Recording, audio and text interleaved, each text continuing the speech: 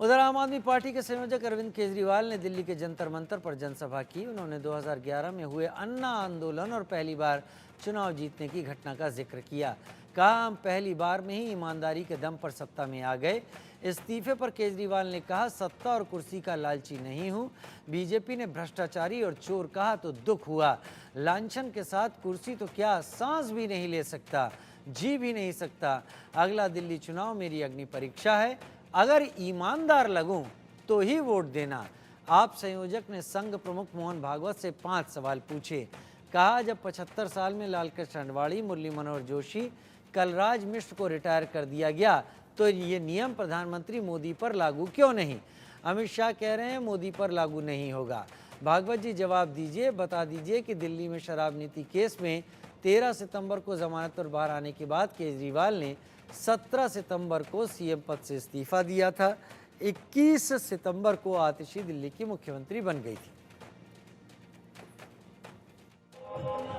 आपके मन में ये चल रहा होगा कि केजरीवाल ने इस्तीफा क्यों दिया। मैंने इस्तीफा इसलिए दिया क्योंकि मैं ये सब करने के लिए, गंद करने के लिए नहीं आया था। मैं भ्रष्टाचार करने के लिए नहीं आया था।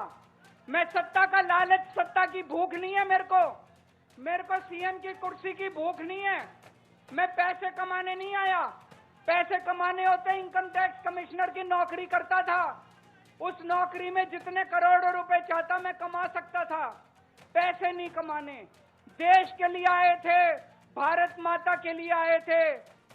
अरविंद केजरीवाल को यदि जनता की अदालत लगानी थी, किसी गांव में लगाते, झोपड़ी में लगाते, अनऑथराइज कॉलोनी में लगाते, किसी ऐसी जगह पर लगाते जहां लोग डीडीए फ्लैट्स में रहते हैं, लोगों को पीने का पानी नहीं मिल रहा, जो पानी उपलब्ध कराया जा रहा है वो जहरीला है, गंदा पानी है, उसको पीकर लोग बीमार हो रहे हैं, दिल्ली की सड़कें टूटी पड़ी हैं, वहां उनको ऐसी अदालत लगानी चाहिए। दिल्ली का जो पब्लिक ट्रांसपोर्ट सिस्टम है वो पूरी तरह से बर्बाद हो गया है। डीटीसी के पास कोई बस नहीं है जिसको दिल्ली की सड़कों पर चलाया जा सके। जो बसें उनके पास हैं वे सभी आउटडेटेड हैं। अरविंद केजरीवाल पंचायत लगाए, गांव में जाकर, कॉलोनियों में जाकर, जहां सिवर लाइन नहीं डली है, जहां सिवर लाइन डली हुई है वो पूरी तरह से चौक हो गई है। दिल्ली के मुख्यमंत्री पद से इस्तीफा देने के बाद अरविंद केजरीवाल जंतर मंतर पर आज जनता की अदालत कार्यक्रम में शामिल हुए। इस दौरान केजरीवाल ने बीजेपी और आरएसएस पर निशाना साधा। इसके जवाब में दिल्ली बीजेपी ने आम आदमी पार्टी के खिलाफ प्रदर्शन किया। इस पर आप विधायक सोमनाथ भारती ने बीजेपी में शामिल हुए आपके पूर्व मंत्री राजकुमार आनंद को खुली चुनौती दे दी। देखिए क्या कुछ कहा। रामलीला मैदान से उठी आम आदमी पार्टी अब जंतर मंतर पर जनता की अदालत लगा रही है। उस पर बातचीत करने के लिए हमारे साथ आम आदमी पार्टी के एमएलए सोमनाथ भारती जी मौजूद हैं। सोमनाथ जी, आज अरविंद केजरीवाल ने 5 सवाल मोहन भागवत पर दागे हैं। जब पिछली बार तिहाड़ जेल से निकले थे तब भी प्रधानमंत्री नरेंद्र मोदी की उम्र का दावा किया था। इस बार फिर उन पर दाव पेच चला, कैसे इसको देखिए, परमात्मा कुछ उनको गिफ्ट है, कोई डिवाइन ताकत है जो उनके जरिए काम करती है। ये वो सवाल हैं जो हर व्यक्ति के मन में है। देश का हर व्यक्ति जानना चाहता है कि एक नियम के तहत मोदी जी ने अपने शीर्ष के नेताओं को फोर्सफुली रिटायर कर दिया कि 75 साल का उम्र हो गया जी, अब आप रिटायरमेंट लीजिए। तो उसी नियम के तहत मोदी जी अपने आप को रिटायर करेंगे कि नहीं करेंगे, आज मोहन भागवत जी चूँकि जो मदर ऑर्गेनाइजेशन है बीजेपी की, उसके शीर्ष के नेता हैं, तो उनका लाजिमी है उनका जवाब दें। उसी प्रकार से देखिए, ईडी सीबीआई का मिसयूज करके, पैसे का लालच देकर के पार्टियों को तोड़ना, एमएलए एमपी को खरीदना, ये क्या इस बात से सहमत है मोहन भागवत जी?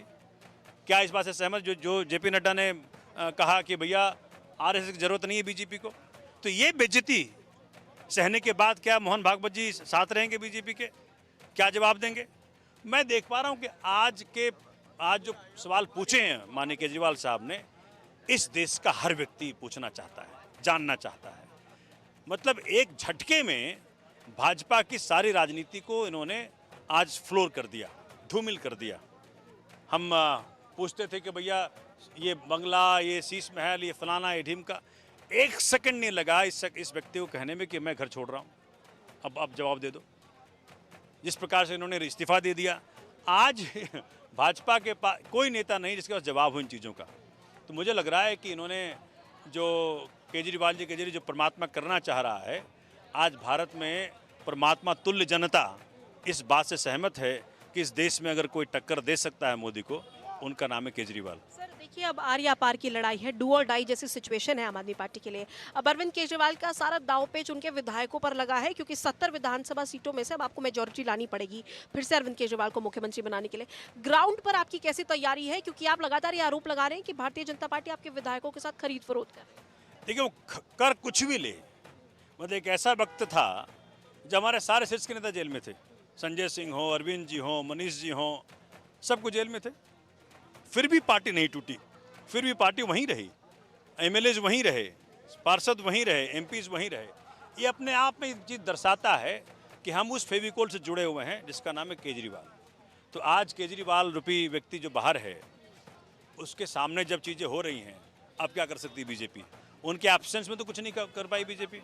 मुझे लग रहा है कि कुछ अजूबा कराना चाहता है परमात्मा केजरीवाल जी के जरिए, वो होगा। लेकिन बीजेपी खुद आज प्रदर्शन कर रहे हैं। आपके जो मंत्री थे राजकुमार आनंद, जो भारतीय जनता पार्टी में शामिल हुए थे, वो आपकी ही पार्टी को दलित विरोधी कहते हैं, प्रदर्शन कर रहे हैं इस वक्त। वो उनको बोलिएगा कि मेरे सामने आके डिबेट कर लें, मैं वो कॉल भी सुनवा दूंगा जहाँ के उन्होंने कहा था, मुझे कहा था कि सोमनाथ जी मैं क्या करूँ, इतना दबाव है ईडी का, सीबीआई का, मैं क्या करूँ, इन्होंने कर रखा है। मैंने उनसे मांगा था एक ऑफिस दे दो एमपी चुनाव के लिए, तो वो तो जवाब खुद ही दे रहे हैं।